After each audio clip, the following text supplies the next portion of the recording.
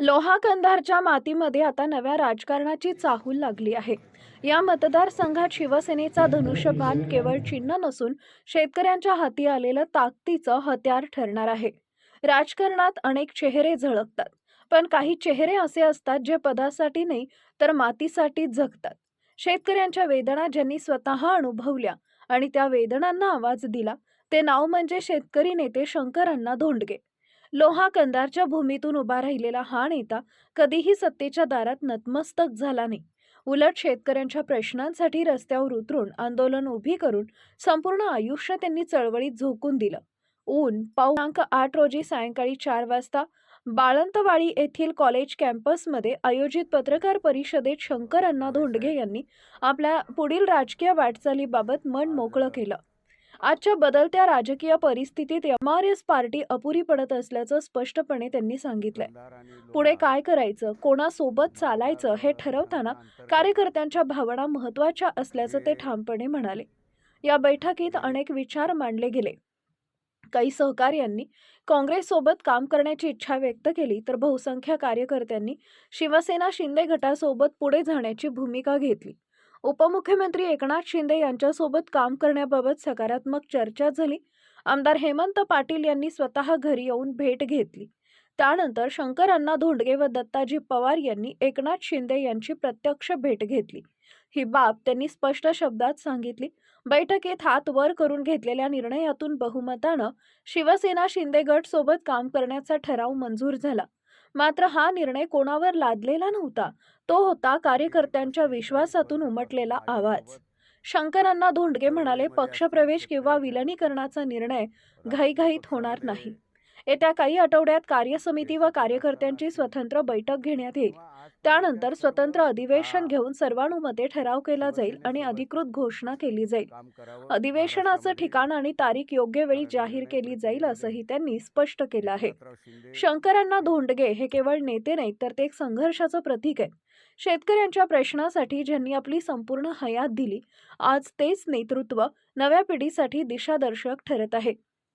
त्यांचे चिरंजीवही सक्रिय राजकारणात उतरून हीच चळवळ पुढे नेत आहेत.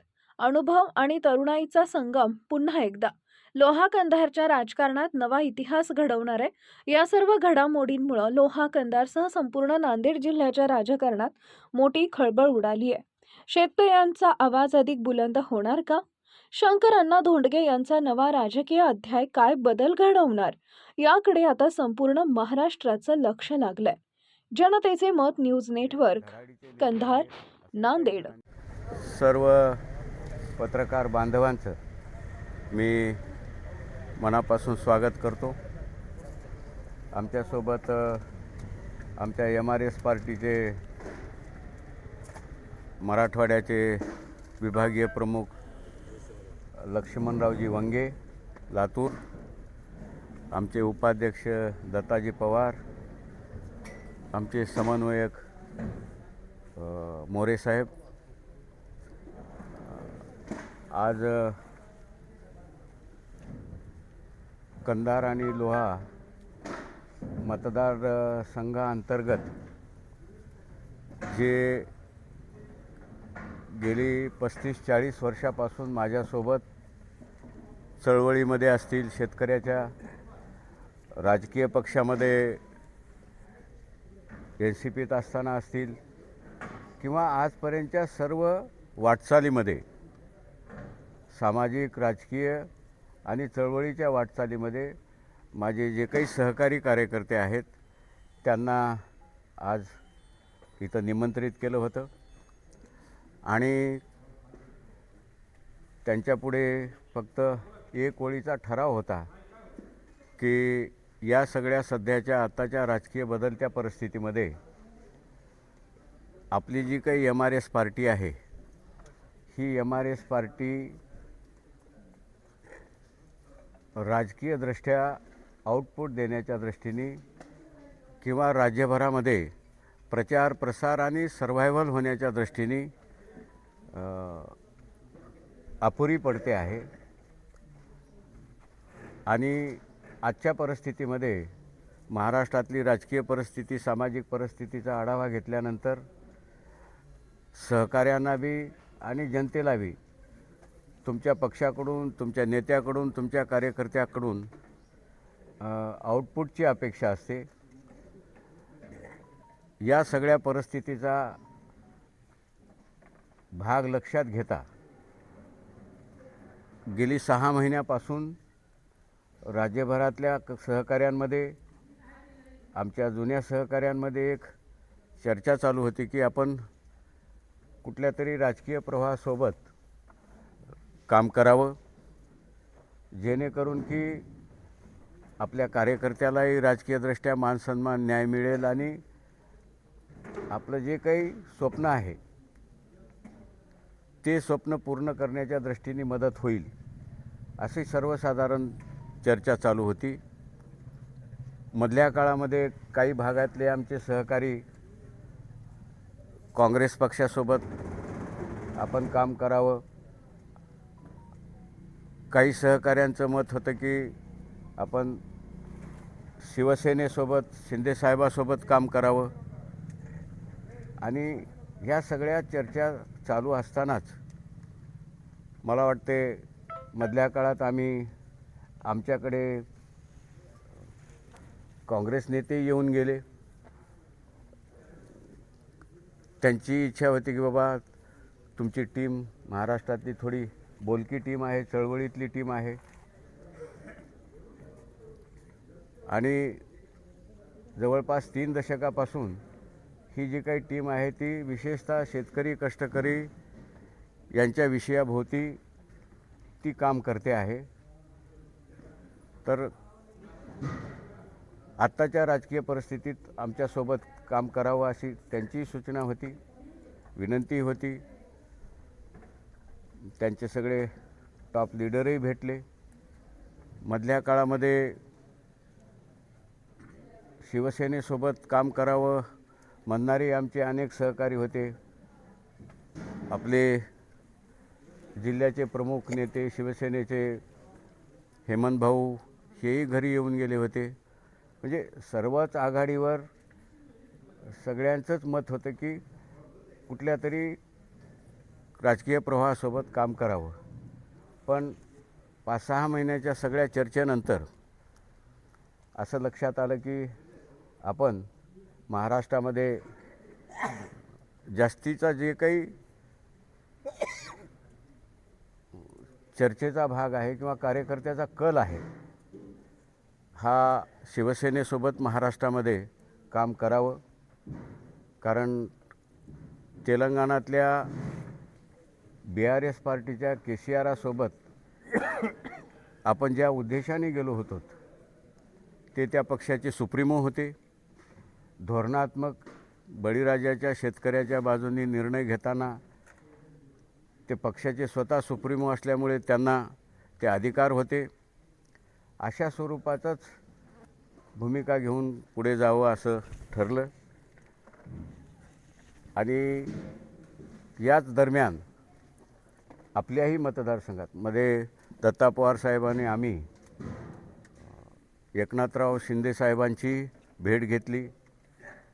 या सगळ्या त्यांच्या चर्चेनंतर त्यांची भूमिका सकारात्मक वाटली. तशी भूमिका सगळ्यांची सकारात्मक होती. आज मुद्दाम होऊन हे जे काही माझं क्षेत्र आहे, इथली कर्मभूमी आहे, चळवळीची भूमी आहे, इथल्या सहकाऱ्यांचं काय मत आहे हे जाणून घ्यावं म्हणून आज बैठक घेतली. मला वाटते जवळपास 250 गावातले सगळे प्रतिनिधी आवर्जून या माझे सगळे जुने पाणी नवे सगळे सहकारी आज या बैठकीला आवर्जून उपस्थित होते. संपूर्ण चर्चेचा जे काही व्यासपीठ चर्चेला खुलं केलेलं होतं, फक्त प्रस्तावना पवारसाहेबांनी केली होती आणि सगळ्यांना मत मांडायला व्यासपीठावर येऊन मोकळं केलं होतं. बहुतांशी सगळ्यांचा कल हा शिवसेनेसोबत काम करावं महाराष्ट्रामध्ये. कारण निर्णय प्रक्रियेमध्ये एकनाथराव शिंदे हे धडाडीचे नेते आहेत असंही काही जणांनी मांडलं. काही जणांनी, मला वाटते 1 का 2 जणांनी काँग्रेससोबत आपलं जाणं बरं राहील, आपल्या विचारधारेला सुसंगत असंही मांडलं. आणि बैठकीच्या सगळ्यांच्या चर्चेनंतर सर्वांनी एकमुखानं ठराव पास केला. सगळ्यांनी हात वर करून ठराव पास केला की येणाऱ्या काळात जे काही राजकीय निर्णय शंकरांना घेतील, या निर्णयासोबत आम्ही सगळे सोबत आहोत. पण तरीही त्यांनी एकनाथराव शिंदेसाहेबासोबत गेलं तर चांगलं राहील, अशा स्वरूपाचा एक ओळीचा ठराव आजच्या बैठकीत सर्वानुमते पारित करण्यात आला. या आठवड्याभरामध्ये आमची जी काही उच्चाधिकार समिती आहे, म्हणजे ज्याला हाय पॉवर पक्षाची, आम्ही बसू. हे झालेलं जे काय आमचा इथला ठराव आहे किंवा बाकीच्या विभागवार झालेले ठराव आहेत, त्या बाबतीतही चर्चा होईल. आणि मग पुढचा निर्णय, जर निर्णय झाला तर शिंदेसाहेबासोबत चर्चा करून समिती प्रवेशाचा किंवा त्यांच्यासोबत काम करण्याचा, सहभागी होण्याचा निर्णय करतील. पण तुर्तास आज मात्र आपल्या क्षेत्रातल्या आमच्या 30, 35, 40 वर्षातल्या सर्व सहकाऱ्यांचं एकूण आज जे मत आहे, त्यांनी एकमुखी शंकर अण्णासोबत आहेत. तेच आमचा पक्ष आहे, त्यांच्यासोबत, त्यांच्या निर्णयासोबत आम्ही राहू, असा एक ओळीचा ठराव पारित केलेला आहे. सत्तेतल्या पक्षामध्ये तुम्ही जात आहात, तर काही म्हणजे काही गिफ्ट आहे का? नाही, कुठल्याही पक्षासोबत आमचा स्वभाव नाही काही अटी शर्ती टाकून काम करण्याचा. उलट तुम्ही लहान होत्या, आम्हाला कैलासवासी व्ही.पी. सिंग साहेबांनी विधान परिषद जाहीर केली होती. मी त्यावेळी PDF मेंबर होतो, पण मी सन्मानानं नाकारले. एखाद्या प्रवाहासोबत, एखाद्या नेत्यासोबत आपण सगळे मिळून काम करत असताना आपल्या काही व्यक्तिगत अटी शर्ती किंवा मागण्या घेऊन पुढे जाणे हा माझ्या स्वभावातला भाग नाही. आता तो दोष असेल, काही असेल, पण तो काही माझा स्वभाव नाही. बंद करा. शिवसेनेमध्ये कधीपर्यंत नाही, आता तारीख नाही सांगता येणार, पण या आठवड्याभरामध्ये आमची जी आता म्हटलं नाही, या 2-4 दिवसामध्ये कार्यसमिती जी आहे 11-12 लोकांची काहीतरी आहे, आम्ही लगेच नांदेडला बोलवू त्यांना. आणि जवळपास हे जे काही सगळीकडचं मत आहे किंवा ठराव आहे ते झाल्यानंतर, कारण पार्टी विलीन करायचा, कारण पार्टी विलीन करायचा प्रस्ताव हा आमच्या कार्यसमितीत घ्यावा लागतो. प्रवेश करायला तर काय आम्ही कुण्या दिवशी, आम्हाला इथल्या जनतेनं, इथल्या कार्यकर्त्यांनी संमती दिलेली आहे. आणि आपला स्वभाव सर्व धर्म समभाव राहिलेला आहे. शिंदेसाहेब भाजपासोबत आहेत. भाजपाची रणनीती ही शिक्षण असेल, मागासवर्गीय असतील, इथला अल्पसंख्याक असेल, यांच्या विचारधारेला सुसंगत नाही आहे अशी चर्चा आहे. आणि शिंदेसाहेब त्यांच्यासोबत आहेत. शिंदेसाहेबांच्या शिवसेनेसोबत आपला हा गुणधर्म कसा ॲडजस्ट होईल, काय निर्णय करताय आपण? मला वाटते पॉवर अलायन्स, पार्टीचा कार्यकर्ता असणे आणि पार्टीची विचारधारा असणे. सत्तेमध्ये 3 पार्टी आहेत आणि तिन्ही वेगवेगळ्या कॅरेक्टरचे आहेत. तुम्ही सांगालेली पार्टी वेगळ्या कॅरेक्टरची आहे आणि त्याच्यात राष्ट्रवादी आहे, शिंदेसाहेब, हे वेगवेगळ्या कॅरेक्टरचे आहेत. त्याच्यामुळं BJPचे कॅरेक्टर त्यांना आपल्याला लावणं संयुक्तिक होणार नाही.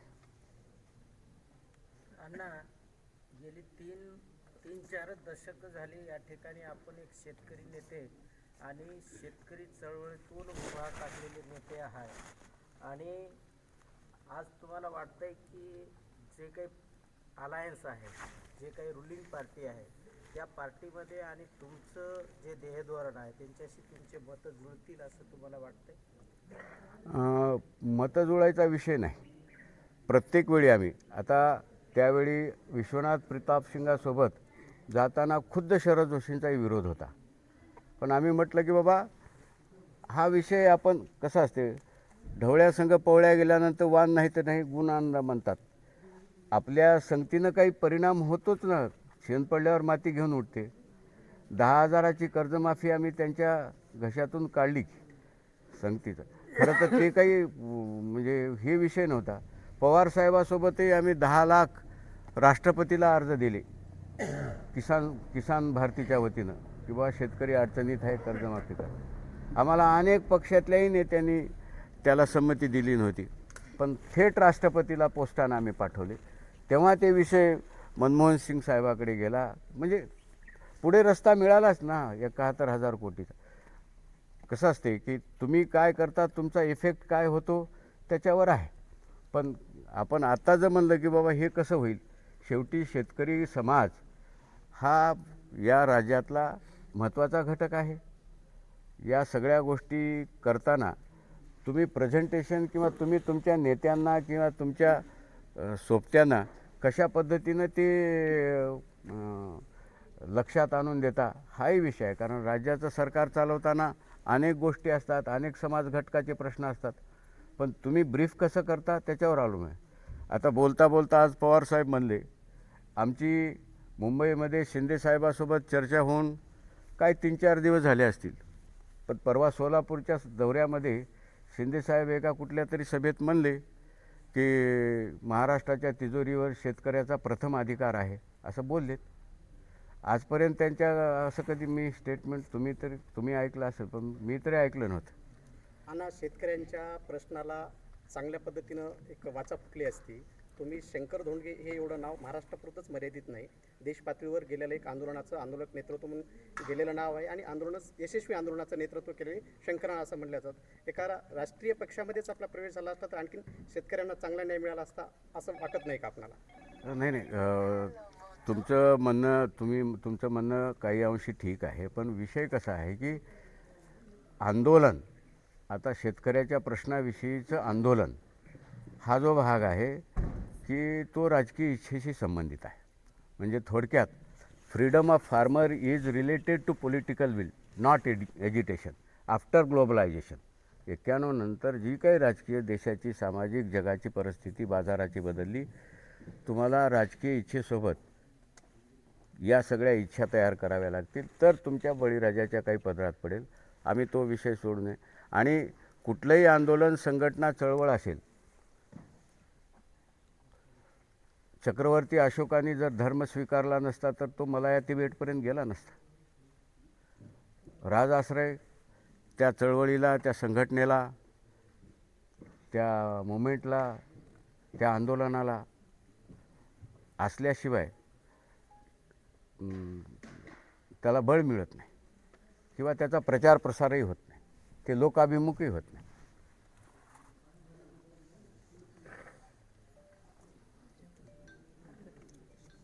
प्रवेश झाल्यानंतर आता येणाऱ्या जे जिल्हा परिषद निवडणुका आहेत, मग आता धनुष्यबाणावरच निवडणूक लढवली जातील का? हा काय प्रश्न होय का? आता प्रवेश झाल्यावर पक्षाचे कार्यकर्ते झाल्यावर तर मग पक्षाच्याच चिन्हावर लढवावं लागेल. आणि बरं झालं की विधानसभा, जिल्हा परिषदा, पंचायत समित्या किंवा येणाऱ्या सगळ्या निवडणुका पक्षाचं बळ असल्यामुळं ताकद लावून लढतील ना कार्यकर्ते. वाटाघाटीमध्ये म्हणजे महाविकास आघाडी झाली इथं जिल्ह्यामध्ये. आता ते पुढचं काय होते की वाटा होते की घाटा होते की काय त्याचं, पण वाटाघाटी कसं आहे, लोकल बॉडीज. शेतकरी संघटना, स्वतंत्र भारत पक्ष, राष्ट्रवादी काँग्रेस पार्टी, BRS आणि MRS हे जे महाराष्ट्रातलं तुमचं संघटन आहे, तर एकूण जे काही मित्रमंडळी आहेत, तुम्ही जिथं जिथं काम केलं तिथलं, किती जिल्ह्याच्या, किती तालुक्यातून लोकांचा प्रवेश होईल, कुठं होईल, कोणत्या ठिकाणावर होईल?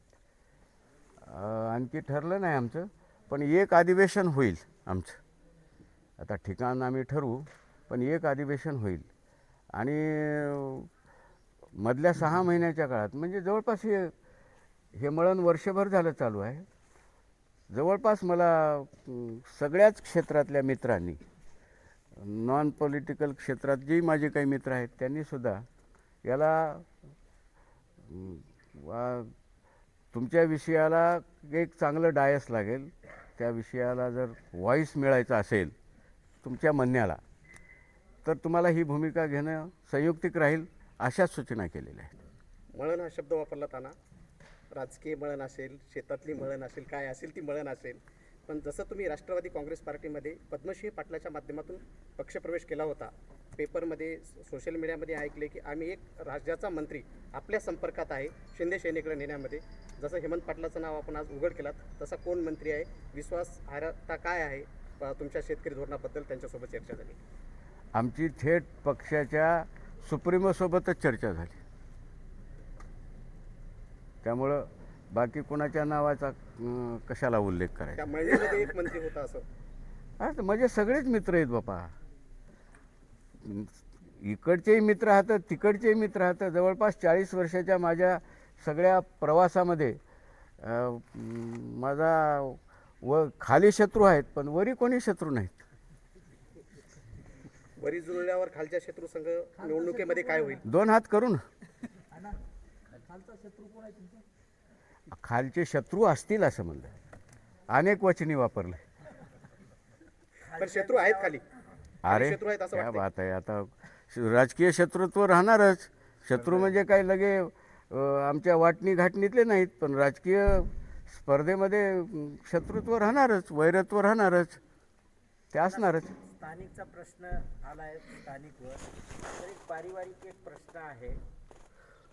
डॉक्टर आणि वकील तुमच्या परिवारातले भारतीय जनता पार्टीमध्ये प्रवेश केले, त्यावेळेस संदीप धोंडगे आणि प्रताप धोंडगे त्यांच्यासोबत होते.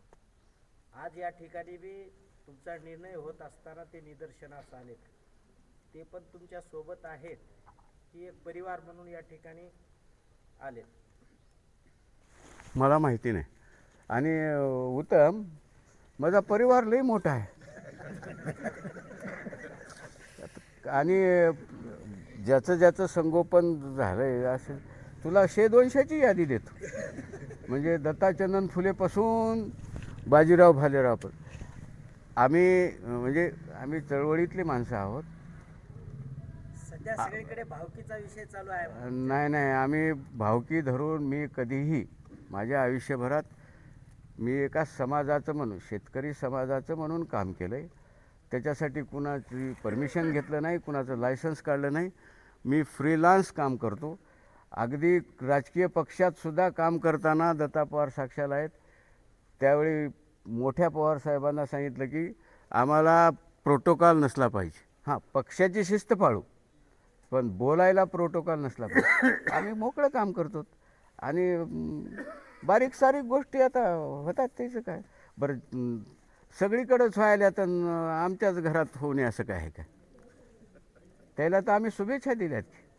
त्यांना पक्षप्रवेश आगामी जिल्हा परिषदच्या निवडणुकीच्या अगोदरच? हां, आगामी जिल्हा परिषदच्या अगोदरच होईल, कारण सगळ्याचंच मत ते आहे. आताही अमरावतीहून धोटेंचं सगळ्यांचं मत आहे की या जिल्हा परिषदेमध्ये आपण ज्या पक्षासोबत चालल्या त्या पक्षासोबत निवडणुका लढवायच्या. जवळपास निश्चित झालं नाही मग पक्षप्रवेश कोणत्या पक्षात जायचं आदेश दिलाय लोकांना. धनुष्यबाणच नाही, आदेश दिला. आता उद्या आमची 2-3 दिवसामध्ये आमची कार्यसमिती आहे. फक्त 2 गोष्टी मी तुम्हाला सांगितल्या. प्रवेशाचा विषय काय, प्रवेश तर आम्ही कधी केला असता, पण पार्टीचा विषय आहे. आम्ही 2-3 दिवसात पक्ष विलीन करायचा आणि त्या बाबतीत एक राज्यभराचं अधिवेशन घेऊन करायचा. या बाबतीतला एक 2-4 दिवसात आम्ही निर्णय करू, बोलू. सत्तेमध्ये 25-25 वर्षे असणाऱ्या राजकीय नेत्यांनाही थंडी वाजेल असे आपण लोक जमवता, कार्यकर्ते जमवता, क्राऊड जमवता, ही अशी महाराष्ट्रभर चर्चा आहे. या पक्षप्रवेशाला किती लोक जमतील आजही उत्सुकता राहणार आहे, काय आणला त्याच्याबद्दल? लोह्याला KCRच्या वेळेला किती आले होते? मला वाटते तुमच्या आमच्या बघण्यात तर तेवढी सभा नाही समजा. तुम्ही सगळ्यांनी, तुम्ही म्हणजे ॲज एक्झाम्पल, या बाबतीत किती जरी शंकरांना थकलं आहे, आता घरी बसते, त्याचं काही नाही, आता ते काय म्हणतात ते आता कोणी नाही त्याच्या मागं, असं किती जरी मनात. पत्रकारांचं तर मी विशेष आभार मानतो. आज नाही, 1984 पासून महाराष्ट्रातल्या वर्तमानपत्राच्या कुठल्याही, नागपूर ते कोल्हापूर, कुठल्याही वर्तमानपत्राच्या कार्यकर्त्यांनी आम्हाला आणि आमच्या कामाला हे निश्चितपणे शाबासकीन बळ दिले, एवढं मात्र नक्की. पण बाकीच्यांनी काही जरी हिनविलं तरी आमचे त्या वारुळातून मुंग्या निघायच्या निघतात. अण्णा, तुम्ही महाराष्ट्रभर MRS पक्ष उभा केला होता. त्या पक्षातील सर्व कार्यकर्ते आता ज्या पक्षात जाणार आहात त्या पक्षात विलीन होतील असं वाटतं? बहुतेक 95%. कारण आम्ही एका ध्येयापुरती जमलो होतो ना. चला, धन्यवाद. अरे